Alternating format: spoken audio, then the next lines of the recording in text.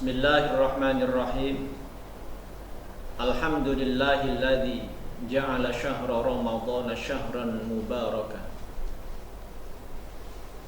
Futihat fihi abwabul jannah wa ghuliqat fihi abwabun nar.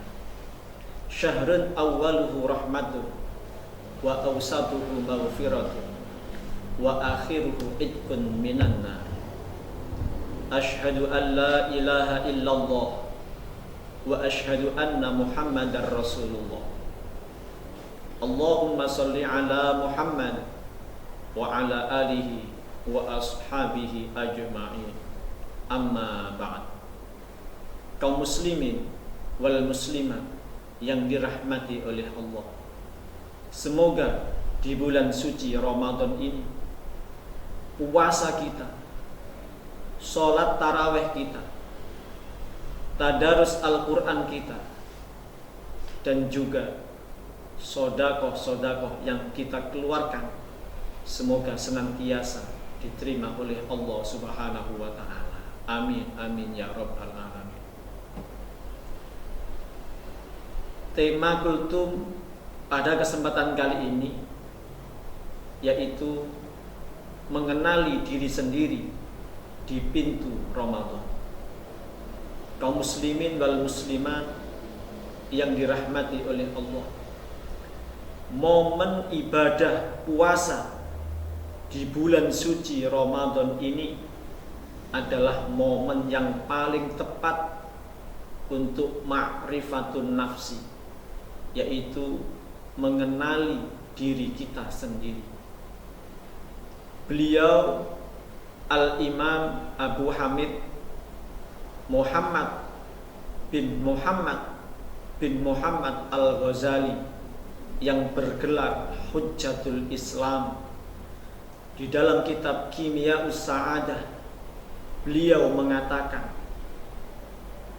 bahwa mengenal diri sendiri adalah sebuah kunci untuk mengenal Allah Subhanahu wa ta'ala. Diri sendiri adalah hal yang paling dekat dengan kita. Bila kita tidak mengenal siapa diri kita sebenarnya, lantas bagaimana mungkin kita akan mengenal Allah Subhanahu wa ta'ala? Sebagaimana telah disabdakan oleh baginda Rasulullah Muhammad sallallahu alaihi wasallam, man arafa nafsahu faqad arafa rabbahu.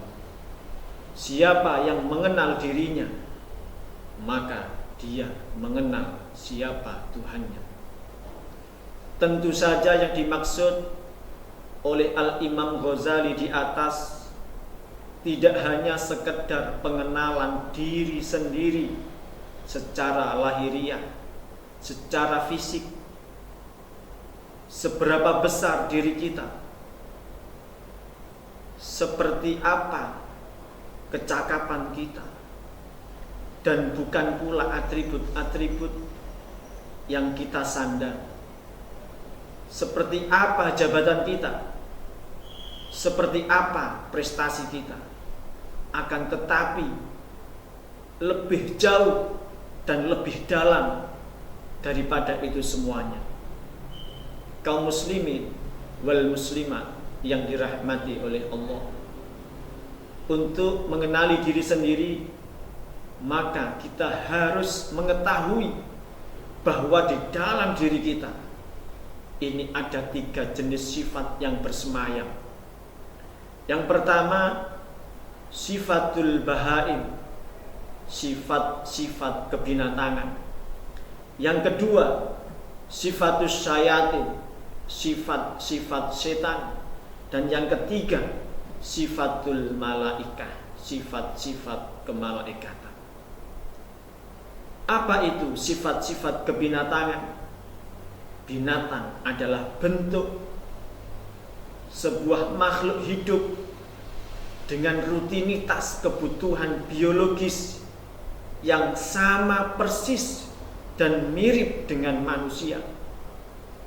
Mereka butuh tidur, mereka butuh makan, mereka butuh minum, mereka butuh kawin, dan mereka juga butuh kadang berkelahi dengan temannya untuk mempertahankan hidup.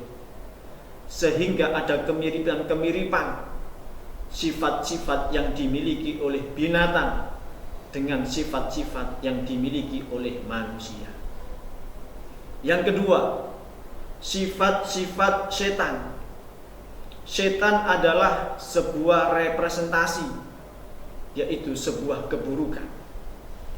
Ia digambarkan selalu mengobarkan kejahatan-kejahatan, menebarkan permusuhan-permusuhan, dan bahkan setan selalu menyebarkan kebohongan-kebohongan. Demikian pula sama persis dengan apa yang dilakukan oleh orang-orang yang memiliki sifat syaitaniyah. Dan yang ketiga, sifat-sifat kemalaikatan, yaitu sifat-sifat yang senantiasa mengagumi keindahan Allah Subhanahu wa ta'ala dan mengagumi keagungan Allah Subhanahu wa ta'ala. Bahkan ia selalu memuji dan mentaatinya secara totalitas. Ringkasnya, kebahagiaan hewani adalah ketika ia kenyang, ketika ia mampu memuaskan hasrat dirinya, atau ia berhasil mengalahkan lawan-lawannya untuk kepentingan pribadinya. Sedangkan kebahagiaan setan adalah tatkala ia berhasil mengelabui yang lain, ia berhasil memproduksi keburukan-keburukan dan menebarkan kejahatan-kejahatan. Sementara kebahagiaan malaikat adalah saat diri kita semakin mendekat dengan Allah Subhanahu wa ta'ala, dan bahkan diri kita semakin bertakwa dan semakin taat kepada Allah Subhanahu wa ta'ala. Kaum muslimin wal muslimat yang dirahmati oleh Allah, ibadah puasa yang kita lakukan di bulan suci Ramadan ini merupakan satu shock terapi yang paling tepat untuk memutuskan sifat-sifat kebinatangan yang bersemayam di dalam diri kita. Kita sedang berpuasa, kita dilarang untuk makan, kita dilarang untuk minum, kita dilarang untuk berhubungan suami istri, dan bahkan sifat-sifat kebinatangan yang ada dalam diri kita ini otomatis akan bisa kita kendalikan. Ibadah puasa yang kita lakukan di bulan suci Ramadan ini merupakan satu alternatif yang paling cocok untuk membuat sifat-sifat syaitaniyah yang bersemayam di dalam diri kita. Karena kita sedang berpuasa, kita dilarang berghibah, kita dilarang berdusta, kita dilarang berkata kotor, kita dilarang menyebarkan fitnah, dan bahkan kita dilarang menyebarkan kejahatan-kejahatan. Ibadah puasa yang kita lakukan di bulan Ramadan ini merupakan cara yang paling pas, cara yang paling tepat untuk memupuk dan menumbuhkan sifat-sifat kemalaikatan yang bersemayam di dalam diri kita. Karena ketika kita sedang berpuasa, kita diperintah oleh Allah untuk memperbanyak amal-amal ibadah, baik ibadah sunnah maupun ibadah yang wajib. Ketika kita mampu melakukan itu semuanya, maka diri kita akan menjadi orang yang selalu taat, akan menjadi orang yang selalu bertakwa kepada Allah Subhanahu wa ta'ala. Sehingga hal ini sejalan dan sesuai dengan tujuan Allah Subhanahu wa ta'ala memerintahkan kita semuanya untuk berpuasa di bulan suci Ramadan, yang mana kita akan menjadi pribadi atau orang-orang yang selalu bertakwa kepada Allah Subhanahu wa ta'ala. Hal ini sesuai dengan firman Allah di dalam Al-Quran surat Al-Baqarah ayat 183. A'udzu billahi minasyaitonir rajim. Bismillahirrahmanirrahim. Ya ayyuhalladzina amanu kutiba alaikumus syiyamu kama kutiba alal ladzina min qablikum la'allakum tattaqun.